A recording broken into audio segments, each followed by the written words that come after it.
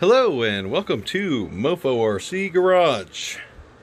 Today we are going to be building a Mofo mini monster truck in carbon fiber. This does come with a lot of 3D printed parts as well as some aluminum and your carbon fiber chassis halves. On the website this will probably be listed as the 3MT Carbon. 3MT standing for Mofo Mini Monster Truck. We're going to kind of get started with a little talk about here, and then we'll go through kind of a small walkthrough. I don't know if I'll sit here and install all of it at the moment, but maybe more just kind of a demo of how you would install all of it for anybody who needs a somewhat instructional video. So let me go ahead and move this camera so that you can see what I'm doing down here. Hopefully. And hopefully you can still hear me after I move this camera.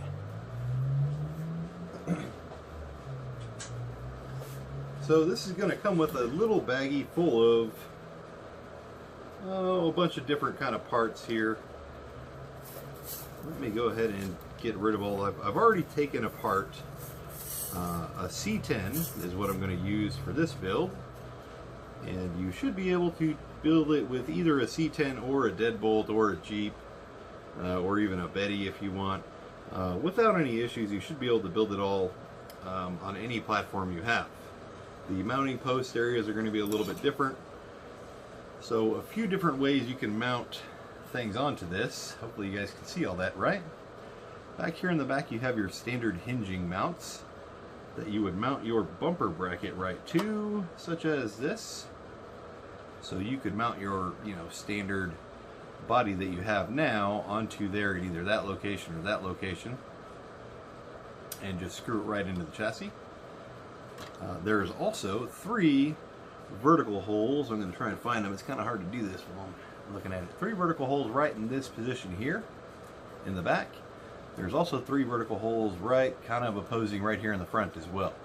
Those 3 vertical holes will be for these little body posts.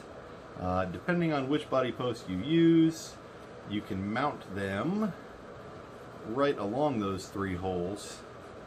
I would say on the inside of the chassis probably, or on the outside, depending on how you're needing to mount it. If you mount them in the front on the inside of the chassis, they should line right up with whatever body you're using mounted on the inside of the chassis from the back to fold down and hinge on top of it. So if you're using a deadbolt body, you should be able to mount it back here and connect it right into there. To mount these, you will run the screws through these 3 holes. You probably only need to use 2 of them, and you can adjust it up or down a little bit as you need. There's a few different spots you could move it into. But just basically, you'll put the screw through the outside of the chassis into your little body post and kind of lightly snug it up there in one or 2 spots. I would say definitely recommend at least 2 spots so the whole body post doesn't kind of flop back and forth. You can do the same thing in the back. If you don't want to run a hinging body, you can mount this in that same 3-hole slot-ish area right here, and you can move it up or down a little bit as well, just like that. If you're running like the Jeep mount or the Betty, it's a little bit more confusing. You might need to run a nut on the back side after you put the screw through it. Some of those mounts have larger holes and will actually go right through the mount without actually threading into it like they do into these smaller ones. The C10 and the deadbolt ones will actually screw right into these little posts. Kit will also come with a little set of fake headers, and these are ABS plastic. You can paint these, you can kind of sand them down a little bit with a Brillo pad or a Scotch-Brite pad or something if you want. Those will mount right here on the chassis via these 4 holes that line up right here that are kind of small looking. Those are actually an undersized hole. Those are 1.3 millimeters. Those will mount via these 4 holes, and you could either use the supplied screw to screw it in this way into the carbon fiber part here. If it does not thread well and seems like it's going to fall off, you could also try to mount it from the back side into the plastic hole. mounting the screws on the inside of the chassis if they fit in your orientation. Otherwise, maybe just a little dab of super glue or something in these holes before you thread them in if you go from the outside in, if they're too big, if the holes are too big in your application. Or there's always the option to put a little tiny nut on the back side of the screw as well. What else could we talk about here? This is the headlight mounting bracket. This is basically for your relocation of your headlights that are currently on the bumper. Since there is no bumper on this chassis, you will take your servo, take out the two screws there on the opposite sides, put this over the top like so, and put the screws back through into that bracket. Back here on the back side there's the two holes there. You will simply take your headlights out of the bumper by spreading out these little things here on the side, the little tabs that keep them in there. Spread those out and kind of yank your LED out, wiggle it a little bit until it pops out. You might have to spread both the holes. Then take your little bracket and use just a little drop of super glue right here on the kind of where that hub is on the light. Use a little drop of super glue in there and just kind of smash it in there like so and let the super glue dry. I suppose if you didn't want to super glue them, they do seem to fit pretty tight without super glue, but to make sure they don't fall out, I'd say use a little bit of super glue on there first, and then you will actually have your little spot to mount your headlights on here if you didn't want to run some sort of a custom headlight somewhere else.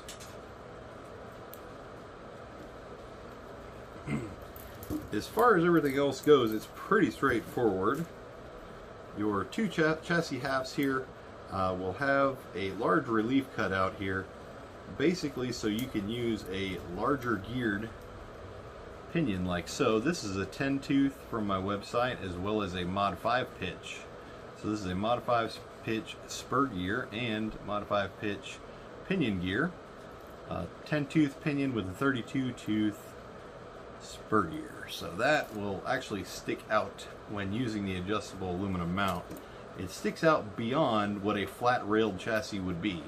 So when you put it on this one, because that large hole is there, it will kind of stick right out through that hole just a little bit, and you'll just run your screws right into it, run through all the links and everything else when installing it. Nothing real hard to explain there. As far as all your other links go, basically just like you took it apart. Just put it all back in there, stick all your links in there, slide the screws through into wherever they're going to go, and you'll be kind of good to go there. It does come with 3 of these little plates. These are going to be your ESC tray, as well as if you want a hood. The hood will mount kind of right here through those 2 holes on the, you can see there, as well as you can make one as a roof right there. So there's a roof option, a hood option, and your ESC tray option right here. There's also a few other things you could do. You could mount an ESC tray here if you wanted, through these 2 holes probably, and that might be, that's probably about it. You could also run it upside down and maybe mount your ESC to the bottom of it. There's a few extra holes here and there on this, kind of figuring out wherever you want to put stuff. And let me go grab a battery tray.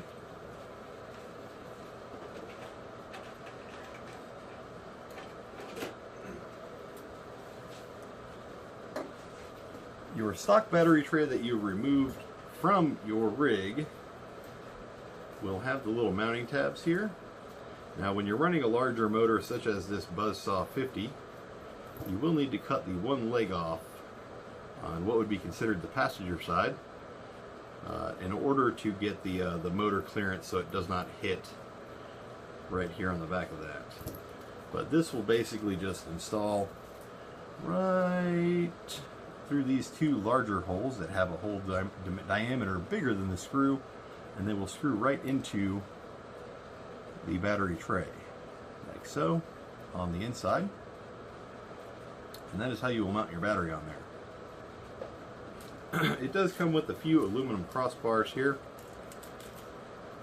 These you can kind of mount wherever. There's a few different spots you could put them, just depending on where you want to mount them or where there's still room left over to mount them. And we do have, let me put these on this little tray so maybe you can see them a little better. Here is your little roll bar kit with the 4 brackets for the roll bar. These will go in like so. Let me just go ahead and stick one on there for you, if I can. Let's see. This big pile of screws also does come with the mini monster truck kit, as well as the little nuts that are in here. Let's see, looks like there's 1, 2, 3, 4, 5, 6, 7, 8, 9, 10, 11, 12. Looks to be about 12 nuts in my kit that I just opened here. Hopefully that's about the same with all of them. And if you do need more nuts, you can purchase those separately on the website. So I'm just going to go ahead and see if this will thread into the carbon fiber here. These are going to mount in 2 spots. One of them is going to mount right here in these 2 holes. The other one will mount right back here in these 2 holes. And then you will decide, you don't have to use these, but if you want to run the little roll bar, you will use these to mount the roll bar. Oh, I already put it in the wrong hole. You'll use these to mount the roll bar too. And this does seem to be threading pretty well in here. I would just say do not over tighten it, or you'll probably strip out whatever threads you might have been able to make into the carbon fiber.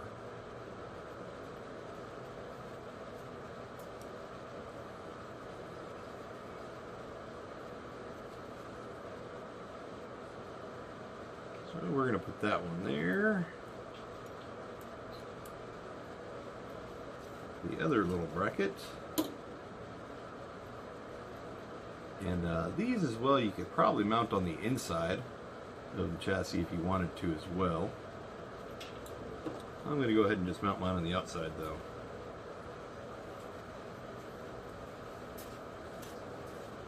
Same thing here, this is going to go, I will show you where these go exactly once I get these on here.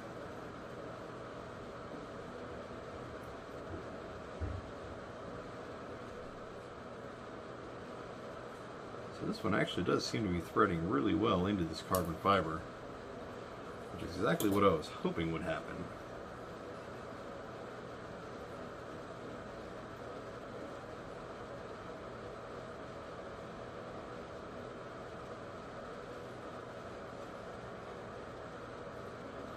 Technically, you can't really thread carbon fiber, technically, but if you make the hole small enough and not too small, you should be able to thread it like I'm doing here. When you go to install these little roll bars, there are 2 opposite sides. You can choose to either mount the smooth side, like that where it's showing, or if you mount the other one in there, you will see you have more of a rough look on the outside there. I think I'm going to go ahead and use the rough look on the outside instead of the smooth side. Well, let me see. What do I like better here? Yeah, I'm going to go with the rough look.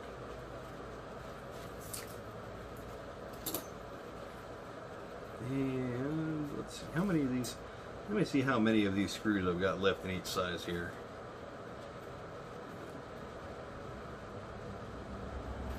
So I can figure out exactly what screws I'm going to put where.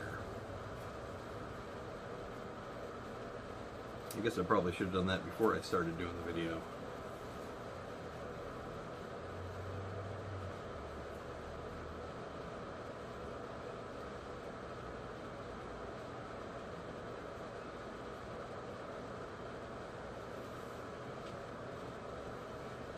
Okay. Looks like I have a bunch of 6mm screws and a good amount of 5mm screws as well. I guess technically I could probably use either of them. I think I'm going to try and use the 6mm screw to mount the roll bar to the roll bar bracket. Now you probably don't want to mount this roll bar to the bracket until you go ahead and figure out where or if you're going to mount, if you're going to run just the straight chassis, you can go ahead and mount it right on now, or you could just mount it on now and then take it off later. But if you're going to be mounting this inside of a truck body like this one, the roll bar is going to hit on the cab right there, and you'll need to kind of measure out where it's going to be hitting once you get the body mounted. and figure out exactly where you're going to have to cut your little slot out for the roll bar to come through. But I'm actually just going to go ahead and mount that on there and show you exactly what this looks like.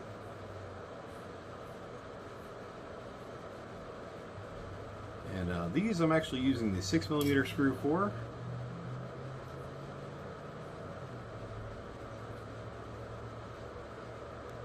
And don't over tighten anything here into the carbon fiber or the plastic. Just try not to over tighten anything. That goes along with pretty much anything plastic you're going to be doing. So that's kind of what that's going to look like right there. And I did not screw that in all the way. Let me screw that in all the way.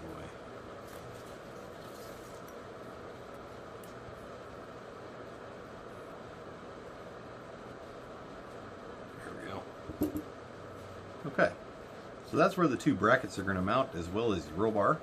And you can see the inside here.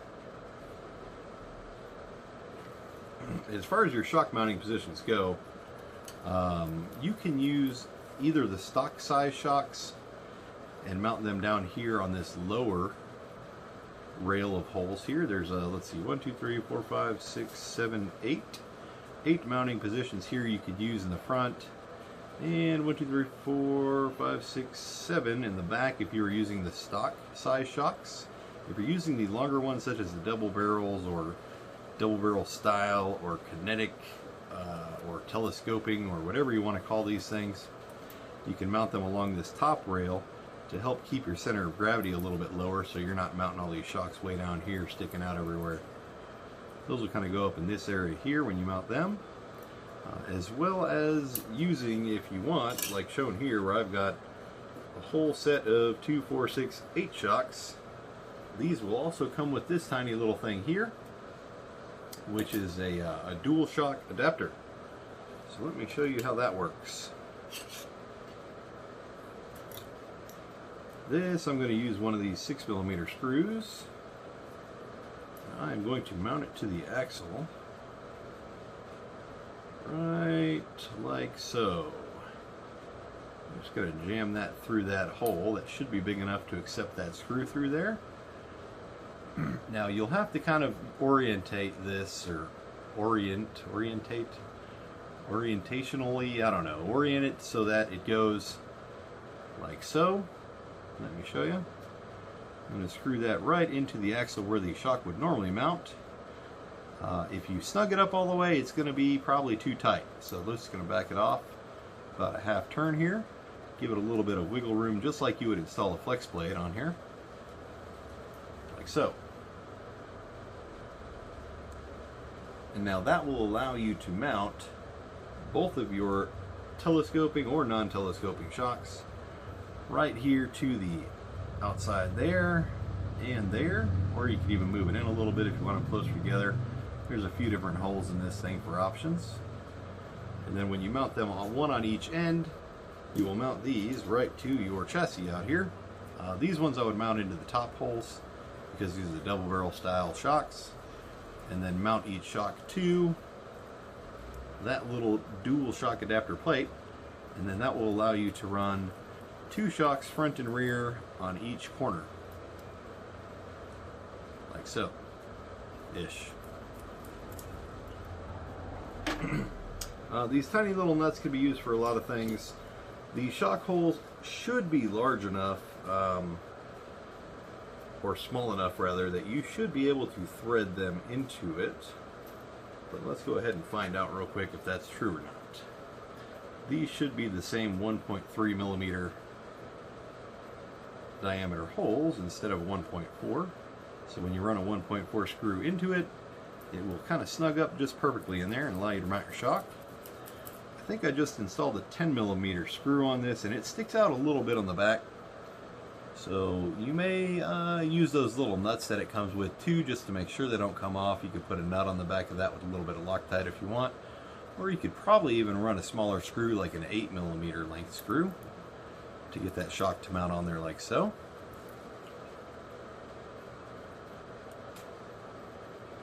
And as far as the, let's see, I'll just go ahead and put the battery tray on here real quick to show you how that goes.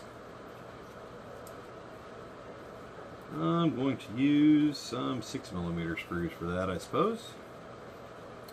There is 2 larger diameter holes here that you would not be able to thread anything into. That's where your screw will just kind of stick right through there like so, and then screw into your battery tray. And once that snugs, you can just stop right there. You don't have to crank it down.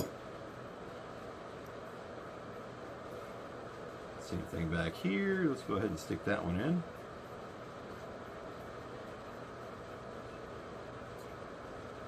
So that is where your battery tray will mount on these. And I can go ahead and show you this leg here. Let me see. Let's just see if there is enough clearance without having to cut that leg off. There probably isn't, but sometimes I may have. Well, you know what? There is. On this one, I was actually smart enough to make it high enough, just high enough that you don't even have to cut that leg off your battery tray. So disregard what I said earlier. Hopefully you watch the whole video before you snip that leg off of your battery tray, because you actually don't need to cut it off in order to mount that motor.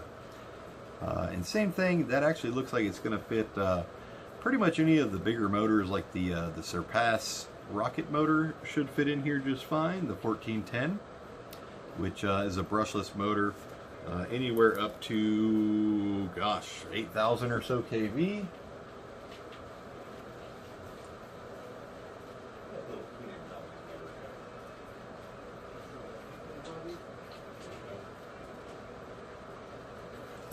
This is the, I don't have one mounted, I don't have the Surpass motor mounted on a transmission right now, but this is the little PN90 motor.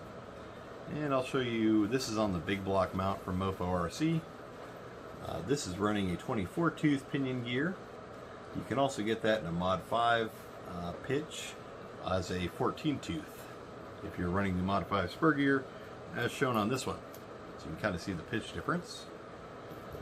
This motor here, let's find out. It should fit right through there. If not, you may have to just kind of sand that down a hair. Let's find out. Looks like it fits right through there just perfect. So that would fit in there like so and kind of stick out through the side just a little bit there. And same thing with the Surpass motor. The Surpass motor will kind of hump out more rounded like, because it's a brushless motor.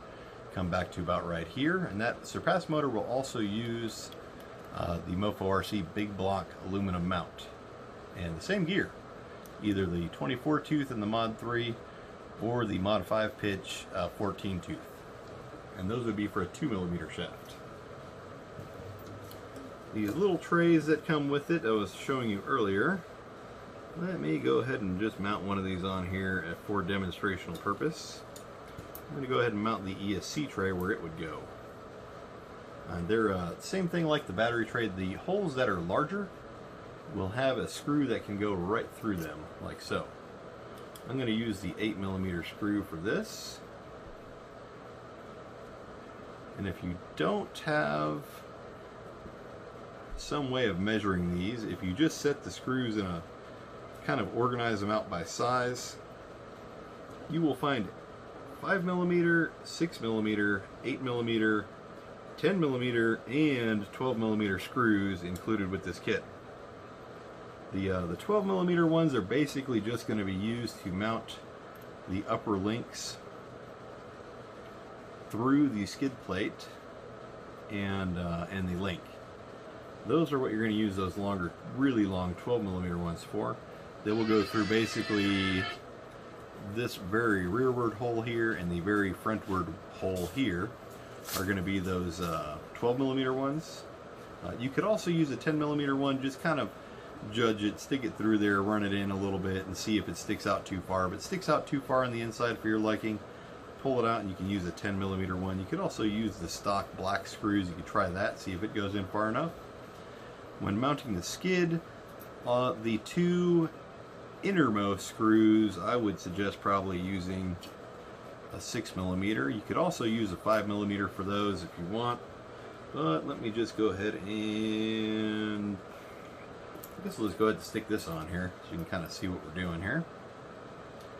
I'm going to go ahead and stick on this skid plate via the two big holes line up with the two pegs coming out of the skid plate, and then the two smaller holes next to that you can run your screw right through and go ahead and start putting that in. I'm not going to smash it down all the way right now. I'm just going to stick it in there, thread it in about 95% of the way. Do the same thing for the second to the front hole. Get that in there, run the screw in a little ways without tightening it up all the way. If you do snug it up all the way, just back it off a little bit until you get the rest of the screws in. That way you can allow your skid plate to still move around just a little bit until you get everything lined up. And like I was saying, let's just see what a 12mm screw looks like when it goes through there all the way. Okay, let's see how far that protrudes out the other end. Get it all lined up. Okay, there we go. So the 12mm screw does protrude just a little bit, which probably won't interfere with anything. You could also try a 10mm. The plastic skid plate, I can't remember, might be a little bit thicker than this one. This one is an aluminum skid plate from Mofo Rc. The plastic one might be a little thicker to cover a little bit more of that screw. I cannot recall at the moment. So that's how that screw would go through there. You put your link on there first, run that through. Don't tighten that up all the way until you get all of them pretty much lined up. Get all of them in, and then you can kind of snug those 4 bottom screws on each side after they're all lined up. Once you get your ESC tray mounted, you will take your ESC off of the old ESC tray that it was on inside the truck.